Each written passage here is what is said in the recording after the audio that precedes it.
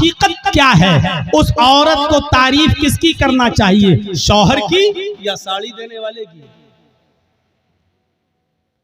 आपकी अकल भी कहेगी यार जिसने साड़ी भेजी है उसकी तारीफ, कितने अच्छे हैं मेरे शौहर, देखो इतनी दूर से भी मुझसे कितना प्यार करते हैं और मुझे कितना मानते हैं, मेरा ख्याल रखते हैं, साड़ी भेजी। अब वो औरत बजाय शौहर के तारीफ करने के अपने दिल के सारे दरवाजे इस साड़ी लाने वाले के लिए खोल दे। एक्सक्यूज मी, आइए चाय पी लीजिए, आप कितने अच्छे हैं, आप हमारे लिए साड़ी लेके आए हैं, चलिए कहीं डेट पे चलते हैं, चलिए कहीं घूमने चलते हैं। उसी की तारीफ के पुल बांधने लगे।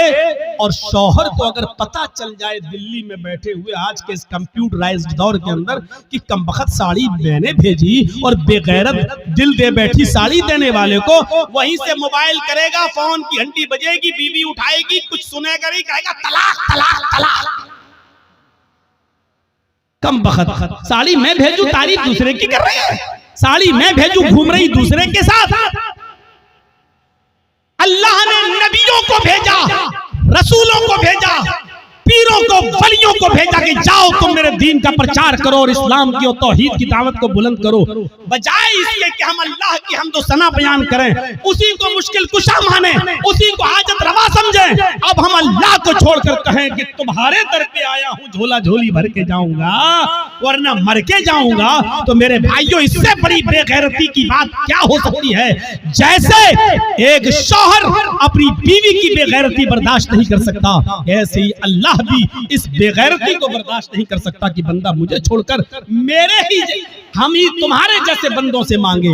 अरे तुमको खाने की जरूरत पड़ती है, उनको भी पड़ती है, तुम पीते हो वो भी पीते हैं, तुमको बुखार आता है उनको भी आता है, तुम्हें सर में दर्द होता है उनको भी सर में दर्द होता है, तुमको पेशाब पायखाने की जरूरत होती है उनको भी होती है। वो खुद हमारी रोजी रोटी के मोहताज हैं, वो खुद हमारे मदद के मोहताज हैं, वो तुम्हारी मदद क्या करेंगे। मेरे प्यारे साथियों, इस चीज को समझ लीजिए तो इस्लाम के अंदर पूरे के पूरे आप दाखिल हो जाएंगे। तो पहली चीज यहीं पर स्टॉप, ला तुशरिक बिल्लाहि शैअन इन कुतिलता व हुर्रिकता। पहली चीज काट दिया जाए, टुकड़े टुकड़े कर दिया जाए या जला दिया जाए, अपने आप को जला लेना, कटवा लेना, लेकिन गैरुल्लाह को सजदा न करना, शिरक मत करना, पहली चीज। दूसरी चीज, आइए नौजवानों तुम्हारे लिए बेहतरीन चीज, वला तउक्कन वालिदैक व इन अमराकन तखरुज मिन अहलिका व मालिक। कभी किसी भी हाल में अपने पेरेंट्स की, अपने माँ बाप की नाफरमानी मत करना, उनके साथ बुरा सलूक मत करना, उनका दिल कभी मत दुखाना। आगे वाले जुमले मेरे भाइयों हमारी आंखें खोल देंगे। वही नमराकन तखरुज मिन अहलिका व मालिक, अगर जिन तुम्हें तुम्हारे वालिदैन, तुम्हें तुम्हारे माँ और बाप दोनों तुम्हारे घर से, अपने घर से नहीं, वो तो घर है ही, तुमने मेहनत करके जो घर कमाया है और बनाई है बिल्डिंग, और तुमने जो शादी की है, अगर वो तुम्हें हुक्म दें कि तुम अपने घर से निकल जाओ, तो अपने बाप का हुक्म मानते हुए तुम्हें अपना घर छोड़ना पड़ेगा। वो अहल, अगर वो कहें कि तुम अपने अहल बीवी बच्चों को भी छोड़ दो और भागो यहाँ से, तो तुम्हें अपने माँ बाप की बात मानकर अपने बीवी बच्चों को भी छोड़ना पड़ेगा। ये एक अलग मसला है कि अगर बाप गलती पर हो और बेटे की गलती ना हो। मैं अभी इस तरफ नहीं जाना चाह रहा हूं, मैं सिर्फ ये बताना चाहता हूं कि माँ बाप का मकाम कितना बड़ा है और वालिदैन की अहमियत कितनी बड़ी है। अल्लाह के नबी कह रहे हैं, घर तुम्हारा, तुमने मेहनत करके कमाया बनाया ठीक, लेकिन अगर तुम्हारे बाप कहे जर्जीस जाओ यहां से हटो, जर्जीस को अपनी कमाई वाला घर छोड़ना पड़ेगा, बाप का हुक्म मानते हुए। ये तुम्हारी बीवी बड़ी नाफरमान है, अल्लाह की नाशुक्री है, छोड़ो इसको, चलो, हमें छोड़ना पड़ेगा। और इसकी एक मिसाल मैं आपको देना चाहता हूं, जरा सुनिएगा। हजरत इब्राहिम अलैहिस्सलातु वस्सलाम अपने बेटे इस्माईल अलैहिस्सलातु वस्सलाम से मुल्क के शाम में मिलने के लिए गए। दरवाजे को दस्तक दी, उनकी बीवी ने दरवाजा खोला। जरा सुनिएगा, बड़ा दिलचस्प वाकया है, मैंने आहिस्ता स्पीड कम कर दी है ताकि आपको समझाऊं। इब्राहिम अलैहिस्सलाम अपने बेटे से मिलने गए, दरवाजे को दस्तक दी, बहू ने, बेटे की बीवी ने दरवाजा खोला, और जैसे ही दरवाजा खोला तो क्या देखती है, सामने एक बूढ़ा आदमी खड़ा है। अस्सलाम वालेकुम, वालेकुम अस्सलाम। कहा मुझे इस्माइल से मिलना है। बीवी को नहीं मालूम कि ये मेरे ससुर हैं, लेकिन ससुर को मालूम है कि ये मेरे बेटे इस्माइल का घर है और ये उसकी बीवी है, लेकिन बता नहीं रहे कि मैं तुम्हारा ससुर हूं। कहा कि बेटी मुझे तुम्हारे हस्बैंड से मिलना है, मुझे तुम्हारे शौहर से मिलना है। कहा कि वो तो जंगल में शिकार करने गए हैं, घर में खाने पीने को कुछ नहीं था, इसलिए वो जंगल में चले गए, शिकार करके लाएंगे, शाम को गोश्त आएगा तब हांडी पकेगी।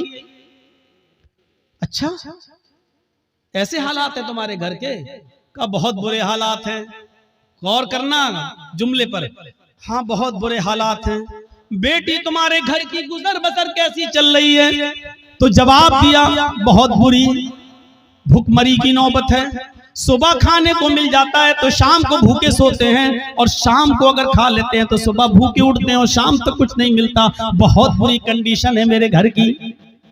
इब्राहिम अलैहिस्सलाम जाने लगे, कहने लगे बेटी जब तुम्हारे हस्बैंड घर पे आ जाएं, अब सुनो, जब तुम्हारे हस्बैंड घर पे आ जाएं तो उनसे कहना कि एक ओल्ड मैन आया था, एक बूढ़ा आदमी तशरीफ लाया था, उसने तुम्हें सलाम कहा है और कहा है कि अपने घर की चौखट बदल दो, तुम्हारे घर की चौखट ठीक नहीं है। चौखट समझते हैं ना, वो घर का मेन गेट का जो दरवाजा होता है, चौखट जिसमें आदमी अंदर घुसता है घर के दरवाजे से, वो चौखट।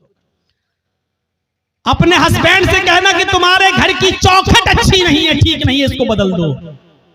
ये कहकर इब्राहिम अलैहिस्सलाम चले गए और उनकी बीवी घर की चौखट देख रही है। ये बुढ़ा सटिया गया क्या? ये बुढ़े को पागल है क्या? कितनी अच्छी चौखट है, मजबूत चौखट है, गर्मियों में हवा आती है, सर्दियों में धूप आती है, और कह रहा है कि तेरी चौखट खराब है। ये बुढ़ा सटिया गया। शाम को जब इस्माइल अलैहिस्सलाम घर पे आए, और नौजवानों सुनो, अपने माँ बाप को खून के आंसू रुलाने वालों, अपनी माँ को रुलाने वालों, अपने बाप को सताने वालों सुनो। इब्राहिम अलैहिस्सलाम का बेटा इस्माइल जब घर पे आया गोश्त लेकर, बीवी बनाने लगी, वो बनाते बनाते कहने लगी इस्माइल आज एक बुढ़ा आदमी आया था। इस्माइल अलैहिस्सलाम ने कहा अच्छा कोई जरूरत रही होगी बेचारे को? कहा नहीं, उसने तुम्हें सलाम कहा है, समझ गए कि सलाम अगर कहा है तो वो मेरा बाप है। अच्छा ऐसी ऐसी शक्ल थी? कि जी। बूढ़ा आदमी आया था? जी। सलाम कहा मुझे? जी। कहा अच्छा और क्या कहा? कहा उसने मुझसे कि अब जब तुम्हारे शौहर घर पे आ जाएं, हस्बैंड घर पे आ जाएं, तो उनसे कहना कि तुम्हारे घर की चौखट ठीक नहीं है, उसको बदल दो। बुढ़ा सटिया गया था। इस्माइल अलैहिस्सलाम ने कहा अच्छा उसने कुछ पूछा था तुमसे?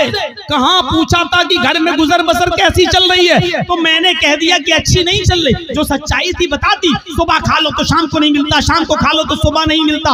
उन्होंने कहा बस यही तुम्हारा जुमला सुनकर, यही वर्ड सुनकर उन्होंने कहा कि अपने घर की चौखट बदल लो। क्या मतलब? कहा मेरी बीवी, उन्होंने जब ये देखा कि तुमने अल्लाह का शुक्र अदा नहीं किया, जब पूछा कि घर की गुजर बसर कैसी चल रही, तो तुम्हें कहना चाहिए था कि अल्हम्दुलिल्लाह, अल्लाह ने मुझे जिस हाल में रखा है अल्लाह का शुक्र है, बस जिंदा हूँ, और अल्लाह मुझे जिस हाल में भी रखे मैं हमेशा उसके दिए हुए रिस्क पर खुश हूँ। वो जिस हाल में भी मुझे रखता है मैं उसकी दिए हुए रिस्क पर मैं राजी हूँ और खुश हूँ। तुम्हें ये जुमले कहना चाहिए था, लेकिन तुमने अल्लाह की नाफरमानी कर दी। तुमने ये कह दिया कि मुझे अच्छी जिंदगी नहीं मिल रही है, मैं बड़ी तंगदस्ती में अपनी जिंदगी गुजार रही हूँ। मेरे बाप ने सोच लिया कि तुम अल्लाह की नाफरमान बंदी हो। आए मेरी बीवी, उन्होंने घर की इस चौखट को बदलने के लिए नहीं कहा है, जो घर की चौखट है, ये दरवाजे की ऊपर जो चौखट है, इसको बदलने के लिए नहीं कहा है। उन्होंने चौखट बदलने के लिए कहा है। इसका मतलब ये है कि उन्होंने अपनी बीवी बदलने की, उन्होंने मेरी बीवी बदलने की बात कही है। उन्होंने इशारा किया है ऐसी अल्लाह की नाफरमान बीवी को अपने घर में तुम मत रखो। क्यों ऐसी औरत को अपने घर में रख रहे हो जो अल्लाह की नाशुक्रगुजार बंदी है? लिहाजा तुम अल्लाह की शुक्रगुजार बंदी से निकाह करो, नाशुक्र औरत को तलाक दे दो। आए मेरी बीवी, मैं अपने बाप का हुक्म मानकर तुम्हें तलाक देता हूँ, क्योंकि मैं अपने बाप की नाफरमानी नहीं कर सकता। तुम मेरी ज़ौजियत से बेदखल हो रही हो, मैं तुम्हें छोड़ रहा हूँ, मैं तुम्हें तलाक दे रहा हूँ। उस जमाने में तलाक का जो प्रोसीजर था था, उस हिसाब से उन्होंने तलाक देकर अपनी बीवी को जुदा कर दिया, अपने बाप की बात मानते हुए। आज के जमाने में कोई लड़का अपने बाप की बात मानेगा? अरे बाप की बात तो छोड़ो, शादी के 2-4 महीने के बाद वो ऐसा बीवी का गुलाम होता है कि फिर अपनी अम्मा से कहता है चुप चुप तू नहीं समझेगी। कोई बात हो रही है, कहता है तू नहीं समझ, तू बीच में क्यों बोलती है, तू नहीं समझेगी। उसको कह रहा है कि तू नहीं समझेगी। उस माँ से जो बचपन में तेरे रोने से समझ जाती थी कि तू दूध के लिए रो रहा है या तेरे कांधे में या पेट में दर्द है, जो बचपन में तेरी चीख और तेरे रोने की आवाज से पहचान लेती थी कि तुझे भूख लगी है या तेरे जिस्म के किस हिस्से में दर्द है, तो उस डॉक्टर से, अल्लाह की कसम माँ से बड़ा कोई डॉक्टर दुनिया में पैदा नहीं हुआ। कितनी भी बड़ी वो MBBS और MS और MD की डिग्री ले ले, माँ से बड़ा कोई डॉक्टर नहीं है, क्योंकि माँ पहचानती है कि बेटा ये रो रहा है तो के रोने में भूख छिपी है या कहीं दर्द छिपा है। मेरे भाइयों, उस माँ से कहते हो तुम, उस माँ से कहते हो कि तू नहीं समझेगी, जो बचपन में तेरे रोने की आवाज से समझ जाया करती थी। जब तू बोलना नहीं जानता था तो जानती थी कि तू क्या चाहता है, तू तेरा इरादा क्या है, तेरे पेट में दर्द है या तेरे जिस्म में दर्द है या तेरे सिर में दर्द है, वो उस वक्त तुझे समझती थी। और आज तू इतना बड़ा हो गया है, आज इतना अक्लमंद हो गया है, आज तेरी पोजीशन इतनी ऊंची हो गई है कि तू अपनी माँ से इतनी जुर्रत और इतनी हिम्मत कि अपनी माँ से कहता है तू नहीं समझेगी। हजरत इब्राहिम अलैहिस्सलाम ने दूसरी शादी कर ली, फिर 1-2 साल के बाद फिर अचानक घर में आए इब्राहिम। इस्माइल फिर शिकार खेलने के लिए गए थे, दरवाजे को दस्तक दी, वो दूसरी बीवी निकली, दरवाजा खोला, कहिए चाचा कैसे आना हुआ? कहा मुझे तुम्हारे हस्बैंड से मिलना है। कि वो तो नहीं है, जंगल में गए शिकार करने के लिए। अच्छा, तुम कैसे रह रही हो? अल्हम्दुलिल्लाह, गुजर बसर कैसी चल रही है? अल्लाह का शुक्र है, अल्लाह ने जिस हाल में भी रखा है हर हाल में अल्लाह की तारीफ है। फरमाया मेरी बेटी, जब तुम्हारे शौहर घर पे आ जाएं तो उनसे कहना कि एक बूढ़ा आदमी आया था, उन्होंने सलाम कहा है और चलते चलते उसने ये नसीहत की है कि अपने घर की चौखट को बरकरार रखना, इसको बदलने की जरूरत नहीं है। घर की चौखट ठीक है, ये औरत भी कहती है बुढ़ा सटिया गया, बदलने की तो कोई बात ही नहीं हो रही। इस्माइल अलैहिस्सलाम जब घर पे आए तो बीवी ने पूरी बात बताई। इस्माइल अलैहिस्सलाम खुश होकर कहने लगे मेरी बीवी वो मेरे बाप थे और घर की चौखट तुम हो। उन्होंने कहा बरकरार रखना, इसका मतलब ये कि अपनी बीवी को अच्छी तरीके से रखना, ये अल्लाह की बड़ी नेक और फरमाबरदार बंदी है। बाप की तमन्ना ये होती थी कि हमें जो है मेरे बेटे को अच्छी बहू बीवी मिले, मुझे अच्छी बहू मिले। और जहां बेटों के हक हैं बाप के ऊपर, वहां हक एक ये भी है कि वो अच्छी और दीनदार लड़की से शादी कराए। आज किन से शादियां करा रहे हो अपनी बेटियों की? माँ बाप। पहली बात तो माँ बाप को बेचारों को तो अब देखने का मौका ही नहीं मिलता है। अब तो लड़के और लड़कियां खुद ही सेट कर लेते हैं। अब तो माँ बाप बेचारे उनकी बात मान लेते हैं, अगर नहीं मानेंगे तो ये लड़की मेरी बेटी मेरी नाक कटा के रख देगी और मुझे बदनाम कर देगी, इसलिए जहां चाह रही है वहां कर दो बस। तो ये है। तो मेरे भाइयों हम गौर करें, जहां थोड़ी बहुत इंसानियत बाकी है, थोड़ा बहुत दीन बाकी है, जहां की औलाद आज की शादी के मामलात अपने माँ बाप के ऊपर छोड़ देते हैं, वो जरा गौर करें उनके माँ बाप की अपने बच्चों की शादियां किस जगह करा रहे हैं। हजरत उमर फारूक के पास एक शख्स आया, अपने बेटे की शिकायत करने लगा कि मेरी औलाद ऐसी, मेरा बेटा ऐसा, मेरा कहना नहीं मानता। हजरत उमर फारूक ने उसके बेटे को बुलाया और बाप के सामने इतना डांटा कि तुम्हें शर्म नहीं आती? अपने बाप को सताते हो, अपने बाप की नाफरमानी करते हो, अपने बाप को रुलाते हो, तुम्हें शर्म आनी चाहिए। बहुत कोई डांटने के बाद बेटे ने कहा कि अमीरुल मोमिनीन हो गई बात? कहा मैंने तुम्हें समझा दिया है कि आपने बेटे का हक तो बता दिया, बेटों के ये बाप के साथ ये करें ठीक है, लेकिन बाप के ऊपर भी बेटे का कुछ हक है कि नहीं? हजरत उमर ने कहा हाँ है। जब वो पैदा हो तो उसको अच्छी तरबियत दे, 7वें दिन उसका अकीका करे और अच्छा नाम रखे, और जब बेटा बड़ा हो जाए तो उसकी दीनदार अच्छे घराने में, नेक घराने में उसकी शादी करा दे। ये है बाप का हक औलाद पर। तो उस बच्चे ने कहा, लड़के ने, अमीरुल मोमिनीन मेरे बाप से पूछो इसने इन तीनों कामों में से कौन सा काम मेरे साथ किया है। जब मैं पैदा हुआ 7वें दिन का था तो मेरा अकीका नहीं किया। नाम मेरा रखा, तो जानते हो इसने नाम मेरा क्या रखा? अरबी में ऐसा लफ्ज बताया जिसका उर्दू में तर्जुमा होता खटमल।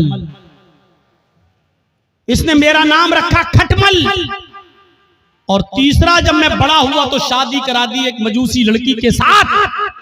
एक अनपढ़ जाहिल गवार जो जानती नहीं है कि शौहर का हक क्या है, इसने एक नाफरमान औरत के साथ मेरी शादी करा दी। तीनों काम इसने नहीं किए। फिर हजरत उमर फारूक ने बाप को डांटा, कहा बेटे की शिकायत करते हो, अपनी गलती नहीं बताते हो कि तुम्हारी गलती क्या है। तुमने जब अपनी औलाद का हक अदा नहीं किया तो अब भुगतो, देखो, और अब ये सारे जुल्म और ज्यादती सहो, अब तो तुम्हें सहना पड़ेगा। मेरे भाइयों, एक सहाबी रसूल हैं, अपनी माँ को खाने काबा का तवाफ करा रहे हैं। उनकी माँ पैरों से लंगड़ी है। अल्लाह महेशमी ने अपनी किताब मजमाउज़ ज़वाइद के अंदर इस वाक़े को नकल किया है, जरा गौर से सुनिएगा। उनकी माँ आंखों से अंधी है, पैरों से लंगड़ी है, बूढ़ी है। कहने लगी, बेटा मुझे खाने काबा का तवाफ करा दे, मेरे बेटे मुझे उम्रा करा दे, मेरे बेटे मैं तवाफ करना चाहती हूँ। उसके बेटे ने अपनी माँ को पकड़ा और खाने काबा तक ले गया, सवारी का इंतजाम किया और ले गया। और खाने काबा पहुंचने के बाद वो चूंकि पैरों से लंगड़ी थी, आंखों से अंधी थी, इसलिए वो चल नहीं सकती थी। इसलिए बेटे ने उसको अपनी पीठ के ऊपर लाद लिया। इस जमाने में व्हील चेयर चलती हैं, उस जमाने में व्हील चेयर भी नहीं थी। उसने अपने कांधे पर, अपनी पीठ पर अपनी माँ को लाद लिया। उसने 1 चक्कर पूरा किया, 2 चक्कर पूरे किए, 3 चक्कर पूरे किए, 4 चक्कर, 5 चक्कर, और 5वें चक्कर को पूरा करने के बाद जब 6ठा चक्कर लगाने लगा तो उसकी मुठभेड़ हो गई। वो टकरा गया हजरत उमर फारूक रज़ियल्लाहु ताला अन्हु से, अपनी पीठ पर अपनी माँ को लादे हुए, और अपनी माँ अपने हजरत उमर से टकरा गया। हजरत उमर ने कहा, ठीक ठीक ठीक, चलिए, सलाम हुआ, सलाम वालेकुम, वालेकुम अस्सलाम। जब उसने 6 चक्कर, 7 चक्कर पूरे कर लिए तो हजरत उमर के फारूक के पास आया। हजरत उमर ने कहा, माशाअल्लाह, अपनी माँ की बड़ी खिदमत कर रहे हो तुम। इस बूढ़ी माँ को तुमने तवाफ कराया अपनी पीठ पर लाद कर। ये हंसते हुए कहने लगा, अमीरुल मोमिनीन, मेरी माँ आंखों से अंधी है, इसलिए बर्तन में खुद धुल देता हूँ। मेरी बीवी नहीं है, मेरी माँ इसी कपड़ों में लैट्रिन पेशाब कर लेती है, इसलिए कि वो लंगड़ी है, वो चल नहीं पाती है। और जब मैं घर पे नहीं होता हूँ तो इसी में वो